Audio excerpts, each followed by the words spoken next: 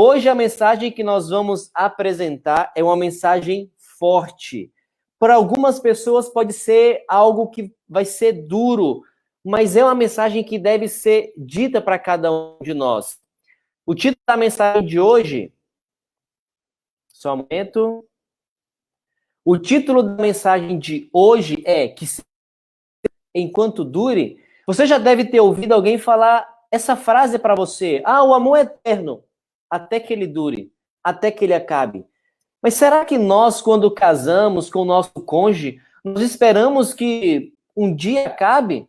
Não, eu imagino que quando nós nos casamos, nós queremos que o nosso amor ele seja eterno. Só que às vezes vão acontecendo coisas, problemas, surgindo no meio do caminho, e algumas pessoas pensam em se separar.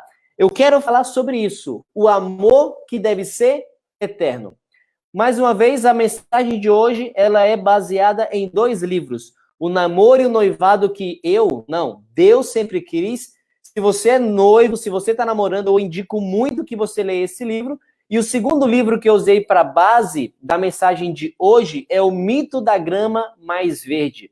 Às vezes a gente é tentado a olhar para a grama do vizinho. E a gente acha que a grama do vizinho é mais verde do que a nossa. Só que tome cuidado. Talvez não seja uma grama verdadeira. Talvez essa grama seja... Nós devemos tomar cuidado, olhando a vida do outro, achando que o outro tem uma vida excepcional, sem nenhum problema, que a esposa, que o esposo do outro, da outra, nossa, se fosse ela que eu tivesse na minha vida, bem, às vezes algumas pessoas caem nessa ilusão. Que seja eterno enquanto dure. O primeiro texto que eu quero ler, que vai dar base para a mensagem dessa noite, é Provérbios capítulo 5, o verso 15 até o verso 20. Eu vou ler na Nova Versão Transformadora. Esse texto aqui foi escrito por Salomão, o rei de Israel, para o seu filho. E ele está falando do cuidado que ele deve tomar em relação a outras mulheres. Então, se tiver alguma criança aí na sala, algum adolescente que não é casado, esse texto aqui foi escrito para alguém casado. Então, olha o conselho de Salomão para um casado. Beba água de sua própria cisterna. Compartilhe seu amor somente com sua esposa. Por que derramar pelas ruas a água de suas fontes ao ter sexo com qualquer mulher? Reserve essa água apenas para vocês. Não a reparta com estranhos. Seja abençoada a sua fonte. Alegre-se com a mulher de sua juventude. Ela é gazela amorosa, corça graciosa. Que os seios de seu esposo satisfaçam sempre, e você seja cativado por seu amor todo sempre. Por que, meu filho, mulher imoral, ou acariciar os seios da promíscua? Olha que interessante esse texto de Salomão. Como eu disse, ele está falando para o seu filho, mas o princípio pode ser aplicado para a mulher e o seu esposo. O que Salomão está nos dizendo neste texto é que quando nós nos casamos, só há uma fonte que deve nos saciar. E aqui ele está falando principalmente no aspecto sexual, mas é somente uma fonte que na mentalidade, no espírito, na alegria, no prazer. Nós devemos ter prazer somente, exclusivamente com o nosso cônjuge. É isso que Salomão está apresentando neste texto. Mas algumas pessoas, como eu disse, podem achar, não, mas quando eu olho para a grama do vizinho, não, quando eu olho para aquele outro poço, a água deve ser mais deliciosa, a água é mais cristalina. Bem, para alguém que está casado, só há uma cisterna, só há um gramado, e é o esposo, é a esposa. Nunca é uma opção para alguém que é casado se saciar em outra fonte. Porque quando você se casou e você disse sim para aquele seu noivo, para aquela sua noiva, você disse perante uma gama de testemunhas que seria fiel até que a morte os separe. Seremos fiéis até que a morte nos separe. O seu povo permaneça fiel a ele, permaneça fiel a ela. Algumas pessoas dizem que o amor ele acaba. Mas será que de fato o amor acaba? Muitas pessoas falam sobre romance, sobre paixão, só que Deus nos fala de amor. Mas não somente um amor à primeira vista. Nossa, quando eu olhei para ela, eu me apaixonei na primeira vez. Mas às vezes algumas pessoas olham uma segunda vez e parece que a paixão, o amor se acabou. O que a Bíblia fala é que o nosso amor não deve ser um amor à primeira, à segunda ou à terceira vista. O amor ele deve durar até a última vista. Que você ame a sua esposa para todo sempre, até que a morte os separe. E para que a gente perceba que o amor é muito mais do que paixão, romance ou sentimento, amor não é somente sentimento. O amor envolve sentimento, só que o amor é um princípio. Amor é uma decisão. Tanto que amar é um verbo. Ele se demonstra em atos, atitudes, em ação. Então, se você está aí agora com seu esposo, com a sua esposa, olhe para ele, olhe para ela e fale: meu amor, eu vou te amar, não somente a primeira, a segunda ou a terceira vista. Eu vou te amar até a última vista. Vai lá, fala para o seu esposo, para a sua esposa que está aí com você agora. Vai lá, olha para ela, olha para ele. Faz aquela cara de romantismo. Isso, abre um sorrisão e fala: meu amor, eu tô olhando para a Bárbara aqui agora, ela tá atrás da câmera. Eu te amo até a última vista. Ela acabou de responder que me ama até a última vista também. Nós precisamos disso, que o amor seja até a última vista. Algumas pessoas pensam que é o seguinte: quando eu acordo, nossa, hoje tá um dia tão bonito para adulterar. Você acha que é assim que acontece quando alguém pensa em cometer um caso com outra pessoa? Quando alguém acorda, nossa, acho que eu vou querer me saciar em outra fonte. Eu acho que hoje eu vou pisar na grama do meu vizinho. Não é assim que acontece. Ninguém acorda pela manhã e diz essa frase. A Bíblia condena o adultério. Algumas pessoas falam que não, eu só cometi uma pequena falha. Não, só foi um caso. Não, a Bíblia dá um nome para quando alguém mantém um relacionamento sexual com uma outra pessoa que não é o seu esposo, a sua esposa. Isso é adultério. Isso é pecado. E a Bíblia menciona um monte de falhas que os homens e as mulheres que têm as suas histórias relatadas na Bíblia, Davi com Batseba, as duas filhas de Ló, Aminon e Tamar, Judá e Tamar, Sansão e Dalila. A Bíblia não encobre as falhas. A Bíblia não encobre esses pecados. Por isso, cuidado. Com a tentação, não se brinca. Se você abrir a sua Bíblia, a gente não vai abrir agora por causa do tempo, mas se você abrir e ler a história de 2 Samuel, capítulo 12, verso 1 até o verso 25, nós encontramos a história de um adultério, que começou de uma forma bem ingênua, se é que nós podemos dizer. Um dia, Davi, o segundo rei de Israel, um homem que a Bíblia fala que era segundo o coração de Deus, que fazia a vontade de Deus, ele estava pelo seu palácio. E ele vê uma mulher, Batseba, uma mulher que era fiel ao seu marido, uma esposa fiel, a Urias. Aqui nós encontramos a história de duas pessoas. Davi, um homem que fazia a vontade de Deus, e Batseba, uma esposa que era fiel ao seu marido. Nenhum dos dois namorou o outro. Nenhum dos dois ficou olhando para o outro. Nenhum dos dois ficou mandando um recadinho no WhatsApp para o outro. Nenhum dos dois era namorado na infância e na adolescente. Mas aí um dia, Davi andando pelo seu palácio, ele viu uma linda mulher tomando o seu banho. E até aqui não há nenhum problema. Porque às vezes a gente está andando por aí, os nossos olhos batem em alguém, e isso não é pecado. Você não vai arrancar os seus olhos, você não vai deixar de olhar para as pessoas, quer seja homem, quer seja mulher. Davi andando pelo seu palácio e bateu o olho numa mulher tomando banho, até aqui não haveria nenhum problema. O problema começa aqui, porque ele bateu o olho, e ao invés de desviar o olhar, ele começou a olhar e começou a fantasiar com a mulher que viu. Aqui começou o problema.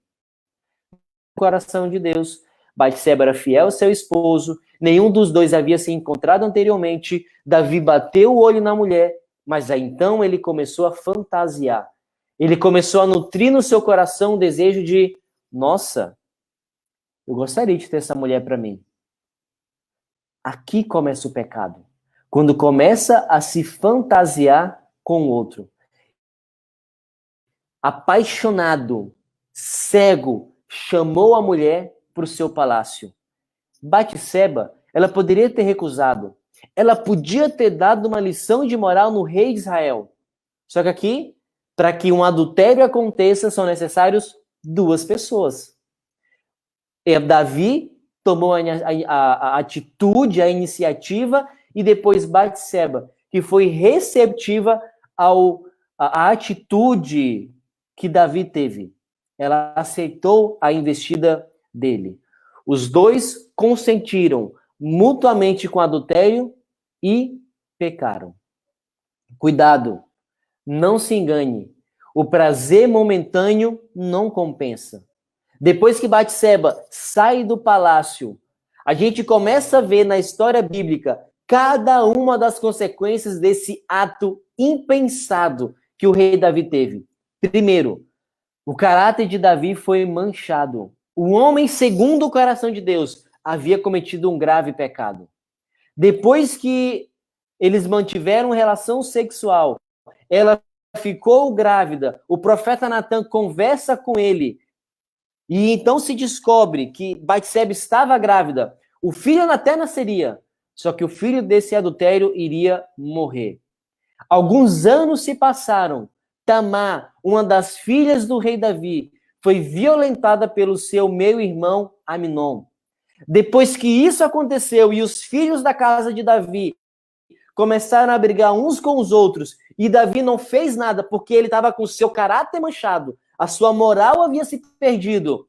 Amnon, um outro filho, o filho que adulterou com a sua irmã Tamar, foi morto pelo seu meio-irmão Absalão. Absalão ficou 3 anos separado do rei Davi, porque conspirou contra o próprio pai. Absalão foi morto em uma emboscada, por causa que ele foi contra o seu próprio pai, o rei Davi. Resumindo, a família de Davi se desestruturou por completo, porque um dia ele tomou uma atitude impensada. Você, homem que está me assistindo, você, mulher que está me acompanhando agora nessa live, talvez eu esteja falando com alguém nessa noite que está começando a nutrir um desejo pecaminoso no seu coração por uma outra pessoa. E você começa a nutrir, você começa a se sentir feliz. Nossa, eu estou me sentindo desejada. Nossa, como eu sou macho. Algumas pessoas têm esse tipo de conversa, pensam esse tipo de coisa, mas o que elas se esquecem é que o ato tem uma consequência. A família é desestruturada, o caráter é manchado, você perde a moral para com seus filhos, a sociedade vai te olhar com um olhar diferenciado. Quando a gente coloca na balança, será que compensa? Será que vale a pena? É sério isso que nós estamos falando. Quando nós nos casamos, a gente quer ter um relacionamento que dure por toda a eternidade. Que seja eterno, não enquanto dure, mas que seja eterno até que a morte nos separe. Você que está aqui agora, nos acompanhando nessa live, eu gostaria que você colocasse aqui nos comentários, eu e o meu, coloca o nome do seu marido, ou eu e a minha, coloca o nome da sua esposa. Permaneceremos casados até que a morte nos separe. Coloque aí nos comentários. Se fosse eu e a Bárbara permaneceremos casados até que a morte nos separe. Coloque aí. Vou dar um tempinho. Eu e o meu, ou eu e a minha, permaneceremos casados até que a morte nos separe. Porque isso é compromisso de verdade. Isso é ser homem de verdade. É você permanecer com a sua esposa até que a morte os separe. Tem homens que quando a mulher completa 40 anos de idade quer trocar por 2 de 20. Mas que negócio é esse? Você um dia vai se tornar velho também. E você, mulher, você casou com um homem que era forte, que era másculo, coisas vão começar a cair, ele não vai ter mais aquele vigor do início. Mas você não precisa trocá-lo por uma outra pessoa. Que vocês envelheçam juntos. Que a sua família permaneça unida para todo sempre. Nós já apresentamos aqui que adultério não é somente um caso. Que adultério não é somente uma falha. Adultério é um pecado. Agora, você pode estar se perguntando, Pastor Hugo, nós somos seres humanos. Nós somos pecadores. Assim como Davi, às vezes eu sou tentado a olhar para uma mulher e nutrir um desejo. Eu que sou mulher, às vezes eu olho para um homem e eu sou tentada a nutrir um desejo por ele. Como é que eu me defendo da tentação? Primeiro ponto. Ser tentado não é pecado. Nós somos pecadores. E porque nós somos pecadores, constantemente nós somos tentados. Mas Martinho Lutero, ele tinha uma frase que é muito interessante.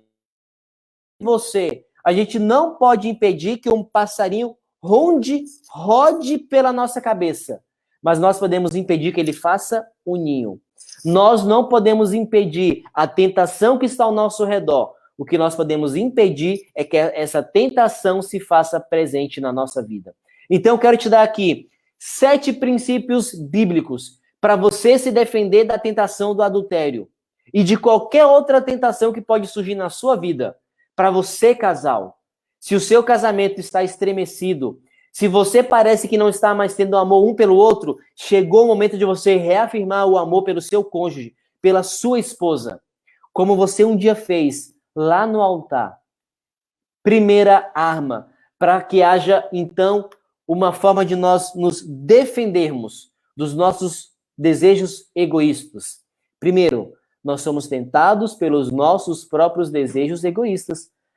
Tiago, capítulo 1, verso 13 e verso 14 diz: ninguém ao ser tentado diga, sou tentado por Deus. Porque Deus não pode ser tentado pelo mal, e ele mesmo a ninguém tenta. Ao contrário, cada um é tentado pela sua própria cobiça, quando essa o atrai e seduz. Não diga, nossa, foi Deus que colocou essa mulher na minha vida. Ei, é a esposa que você colocou a aliança no dedo? Então, se é uma outra mulher que não é a sua esposa, se é um outro homem que não é o seu esposo, me desculpa, mas você está se enganando. Deus não coloca uma outra mulher na sua vida. Quer que você se separe da sua esposa. Deus não quer que você tenha um outro esposo além da sua mulher. Isso ficou claro para você?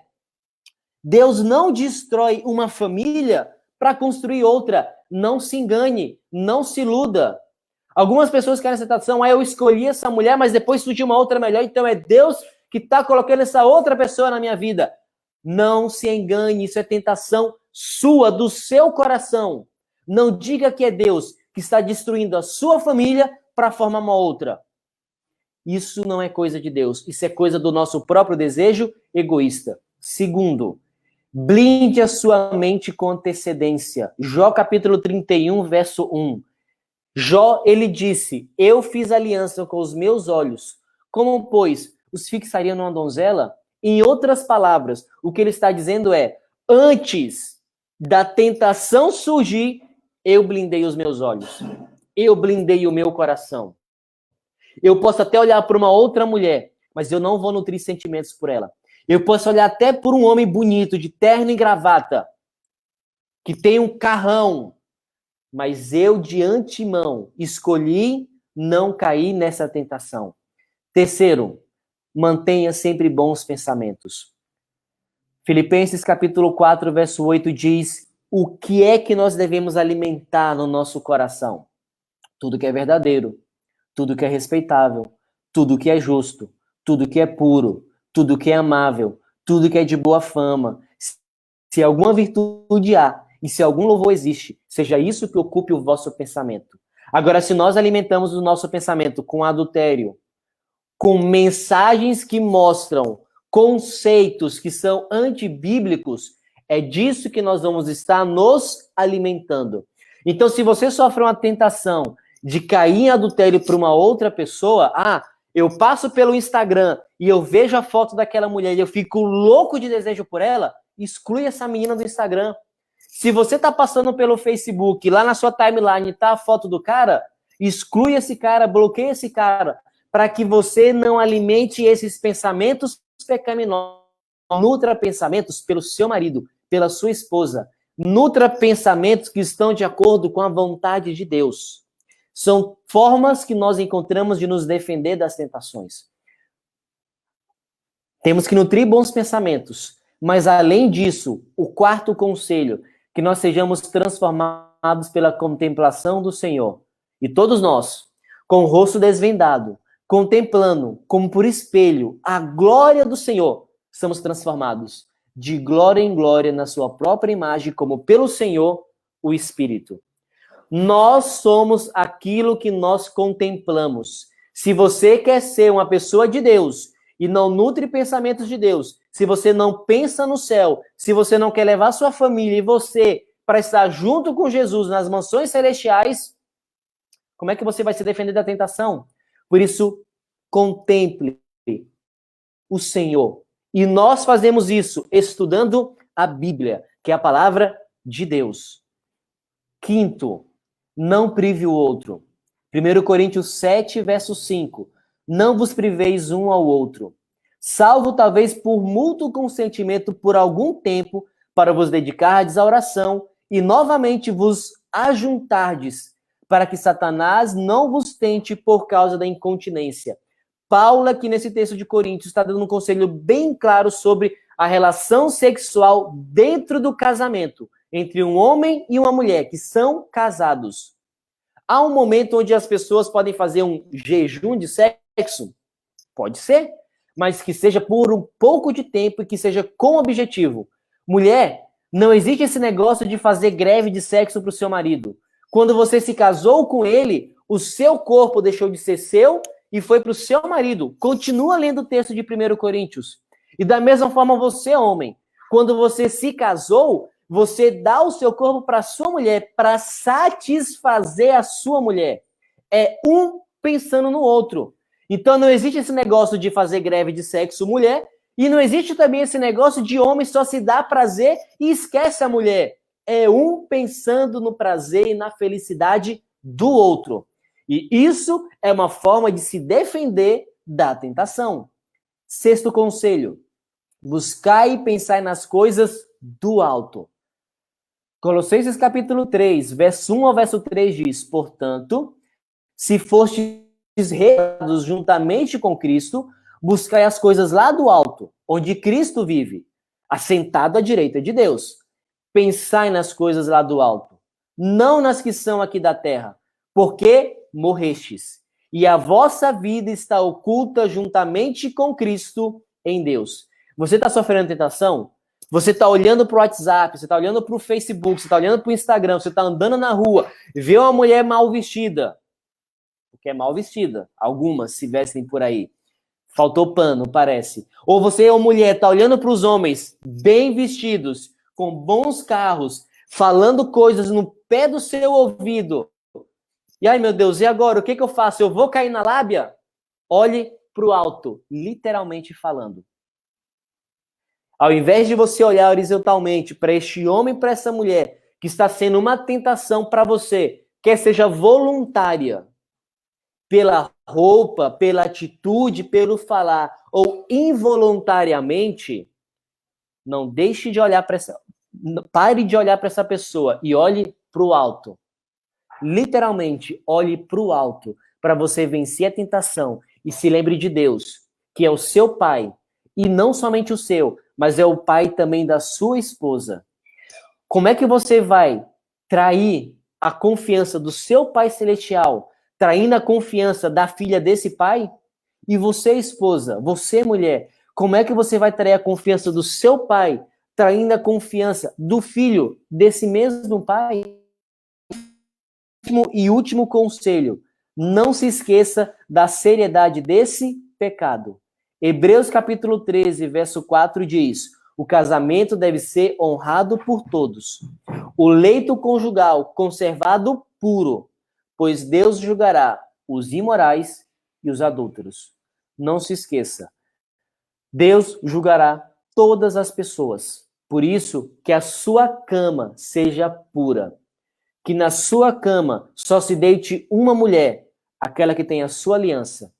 e que na sua cama, mulher, só se deite um homem, aquele que tem a mesma aliança no seu quê?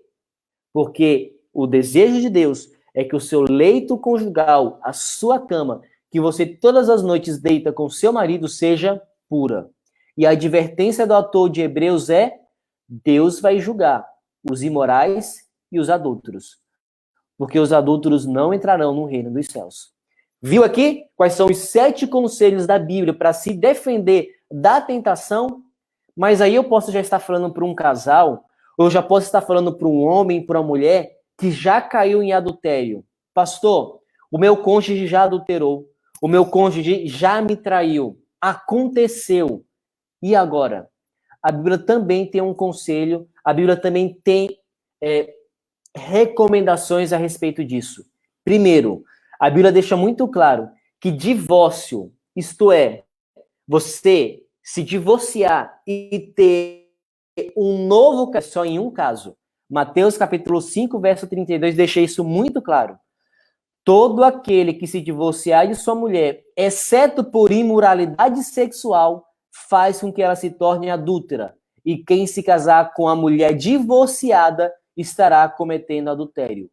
A Bíblia só dá permissão para um novo casamento se houver adultério. A palavra aqui em grego para imoralidade sexual, na nossa tradução, é uma palavra chamada porneia. E significa isso, imoralidade sexual. Em outras palavras, se há um relacionamento conjugal com alguém fora do casamento, então há uma possibilidade para um novo casamento. E olha a palavra que eu usei, possibilidade.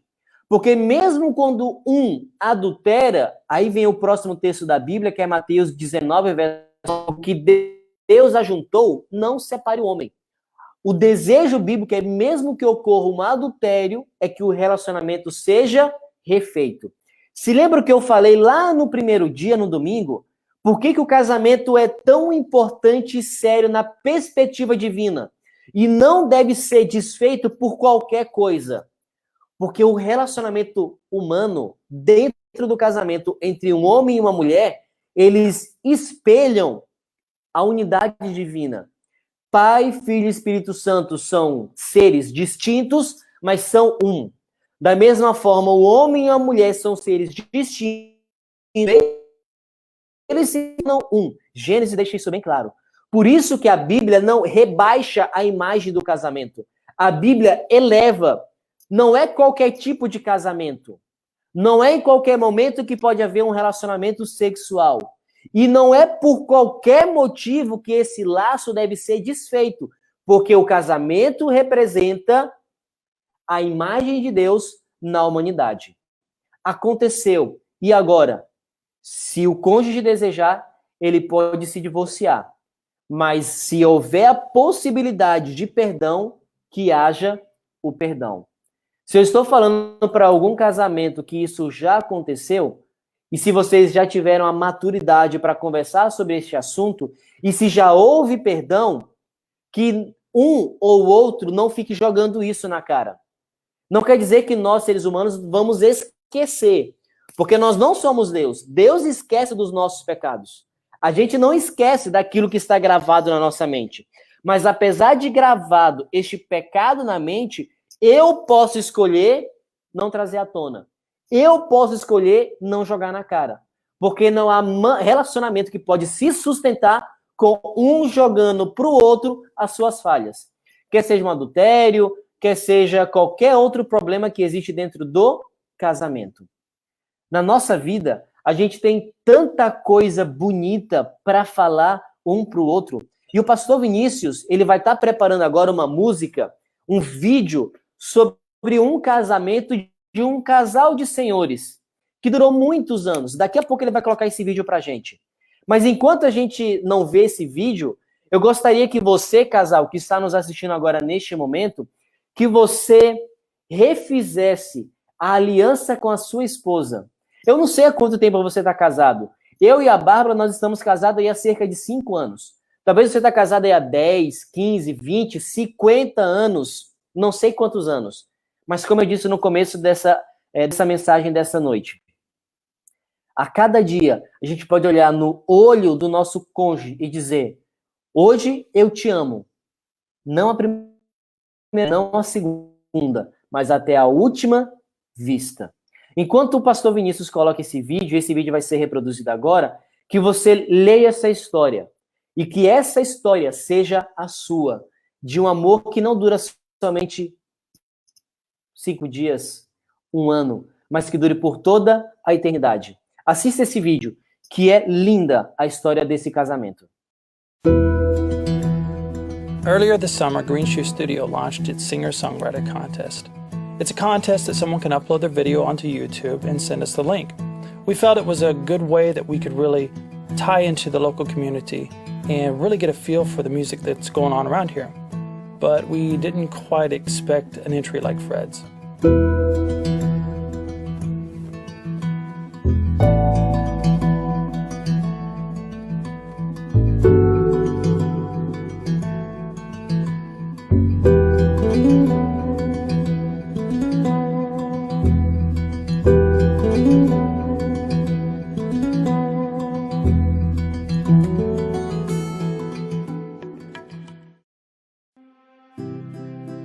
How'd I meet Lorraine? She was a car hop at the NW root beer stand in East Peoria, and she brought the trays to the car. And that was in about 1938. We dated for 2 years, then we married. 26 would have been our 73rd anniversary. She gave me 75 years of her life. Well, she was just prettiest girl I ever saw. Yeah, and she was real timid like, but I just fell in love with her right there. Yeah. What made Fred's entry so special to us was, well, number one, it's an online singer-songwriter contest. People were supposed to upload their videos, but instead of a video, we received a very large manila envelope titled Green Shoe Studio Singer-Songwriter Contest. Well, I was excited to see what it was and open it up, and lo and behold, it was a letter from a 96-year-old man who said, "I've written a song for my wife." He said in the letter that he was not a musician and that he was not actually a very good singer. In fact, on the actual envelope itself, it says, "P.S. I don't sing. I would scare people. Ha ha." So it's a letter from this 96-year-old man. He sounds like a sweet guy. But as I'm reading through the letter, I begin to realize that his wife had just passed away a month earlier. And so, having known that, I started reading through the song. And he titled it Sweet Lorraine. And listening to the lyrics and the passion behind the lyrics and the letter he sent us, it was so heartwarming. Well, after she passed away, I just sitting in the front room one evening by myself and just come right to me almost, and just kept humming and that, singing, and then that's how it come to write. It just seemed like it just fit her. Yeah. Green Shoe Studio decided to take Fred's lyrics and bring them to life. We decided to put them to professional music, professionally recorded. We wanted to have a professional singer sing on this song. You know, our mission here at Green Shoe Studio is to change our community one dream at a time. And what a better way to do it? Well, I saw Jacob's ad in the paper about the contest that he was going to put on. So I just thought, oh, shoot, I'll just write a letter and send it all in. And never thinking I'd get an answer or something. But then he called one day, and I was surprised. We decided we were going to do this just by reading the letter without even meeting Fred.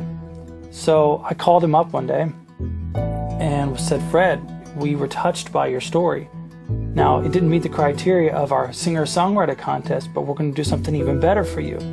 I said, "We're going to record your song. We're going to have professionals do this. We're going to have a professional take so that, it's not just lyrics anymore. It's bringing it to life." And he goes, "Oh, that's just so great, but how much is that going to cost me? I don't have any money. And I said, Fred, you misunderstand me. We're going to do all this for free. And he began to cry on the phone and say, why would you do this for me? And I told him, I said, Fred, it's not that we're doing this for you. It's, we're doing this together because music means so much to so many people.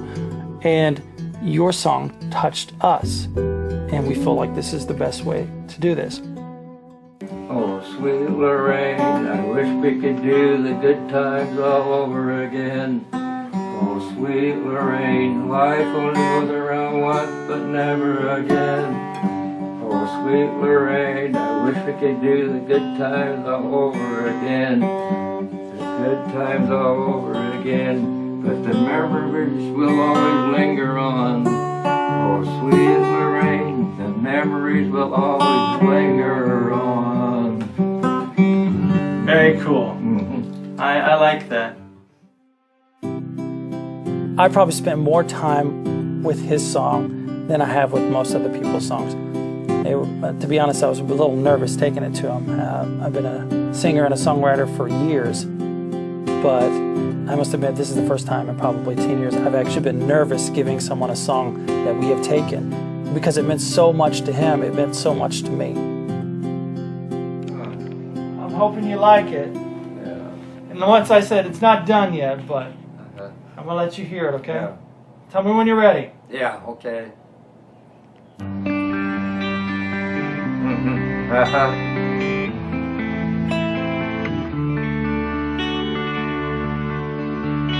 Oh, sweet Lorraine, I wish we could do all the good times over again. Oh, sweet Lorraine, life only goes around once, but never again. Oh, sweet Lorraine, I wish we could do all the good times over again. The good times, the good times, the good times all over again. The good times, the good times, the good times all over again. But the memories always linger on. Oh, sweet Lorraine, no, I don't want to move on. Oh, the memories always linger on. Oh, sweet Lorraine, that's why I wrote you this song. Oh, sweet Lorraine, I wish we could do all the good times over again. Oh, sweet Lorraine, life only goes around once, but never again. Oh, sweet Lorraine, I wish we could do all the good times over again. The good times, the good times, all the good times all over again.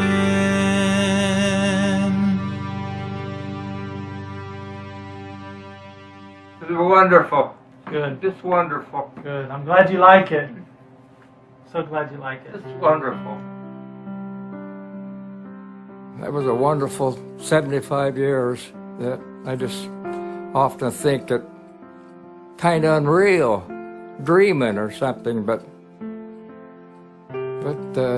it was real. That's all I can say. Real. Yeah.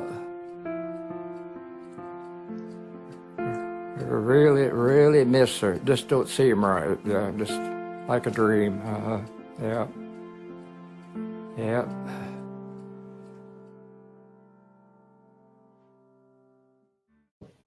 É isso aí, gente. Você viu que bela história linda, um casamento que durou 75 anos. Eu tenho certeza que quando esse senhor ele olhou para ela e ele se apaixonou, a paixão, talvez em alguns momentos ela pode ter diminuído, mas como eu disse, o amor é uma escolha que nós fazemos a cada dia quando nós nos levantamos da nossa cama. Estou aqui com a Bárbara, que é minha esposa. Eu estava lembrando hoje, a gente casou no dia 13, não, desculpa, dia 15, 13, né? 13 de dezembro de 2015. Foi o último ano da minha faculdade de teologia. Já tem quase 5 anos que a gente está aí casado. Já ia falar namorando. Mas está namorando. Tem aí 8 anos que a gente está namorando. Então, o que eu quero que você tenha essa certeza hoje é, você que está casado com seu esposo, com a sua esposa, é que você permaneça casado até que a morte os separe, ou que a volta de Jesus aconteça.